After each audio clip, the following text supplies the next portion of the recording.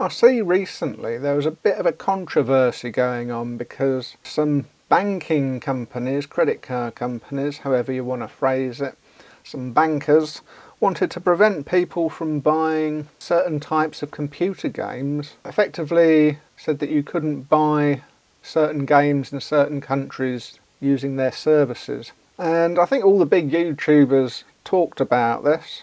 So I'm not going to be going over all that all over again. But the thing that piqued my interest about this topic happened about 5 years ago. It's not a recent thing at all. Banks have been trying to angle their way into this pseudo-political environment where they're trying to bank morally. Whatever that means, of course. That's going to be all in the eye of the beholder, really, isn't it?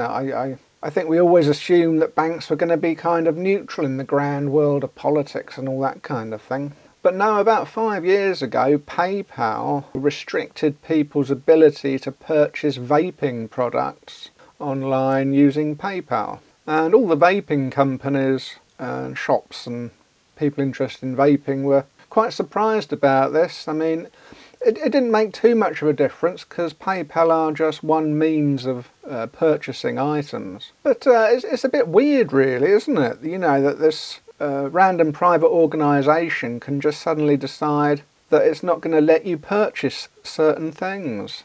And regardless of the morality of it or any future expectations of any ailments that might come from the vaping sector, at this particular moment in time, vapes are legal and they're considered healthier than tobacco from cigarettes or cigars or pipes or any of those other forms of more dangerous ways of consuming nicotine. And the health profession even recommends people use vapes to get out of the addiction to the more harmful tobacco products, getting away from the tar and all those other chemicals beside the nicotine that have the more cancerous effect.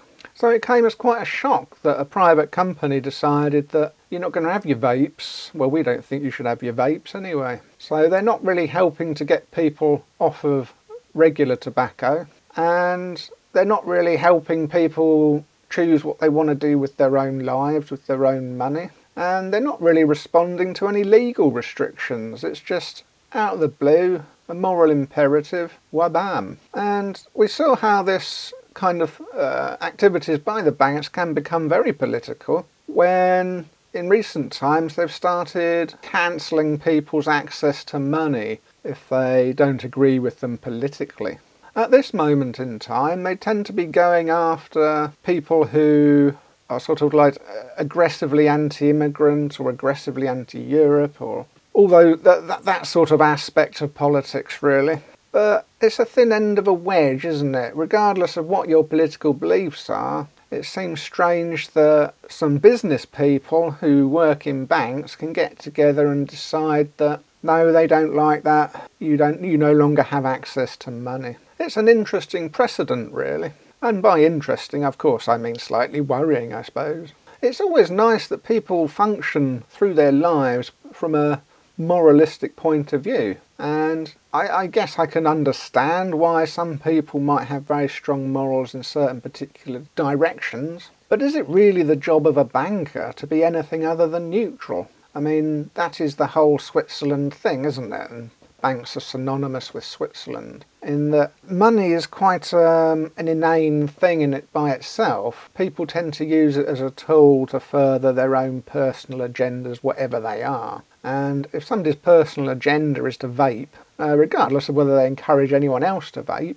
I think that's going a bit far, really. It's like, well, whatever next? The UK government has recently brought in a tax against sugar, so does that mean that a company like PayPal can just suddenly decide one day that no, you're not allowed to buy Coca-Cola anymore using PayPal? I mean, it sounds bizarre, but from my point of view, it's sort of like already a bit bizarre that they're not allowing vapes, as described earlier. And regardless of whether you can list 5,000 reasons why Coca-Cola might be a negative, none of them are what you would call such a large negative that it would inspire a complete financial lockdown.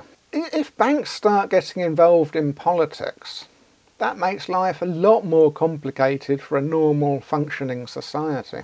I mean, when you get to that point, you might as well just hold your hands up and say, no, we're entering into totalitarianism and there's nothing anybody can do about it, and like it or lump it with it, you know, we go in there whether you like it or not. And, you know, if you disagree, no more money. And the whole structure of society could go very wonky very quickly. I mean, what's the point in earning money in the first place if you can't do what you want to do with it? That kind of moral righteousness could, ironically, have a very damaging effect to the morale of a country, or even the world, in that it's morality without principle. Because the principle of banking is to remain neutral. If you become a professional banker, you're kind of duty bound to remain, keep your politics out and remain neutral in how people spend their money. Your job is just to look after people's money. And so without principles, how can you even have morality? A society's morality is defined by the politicians and the people who put them there, aka the electorate.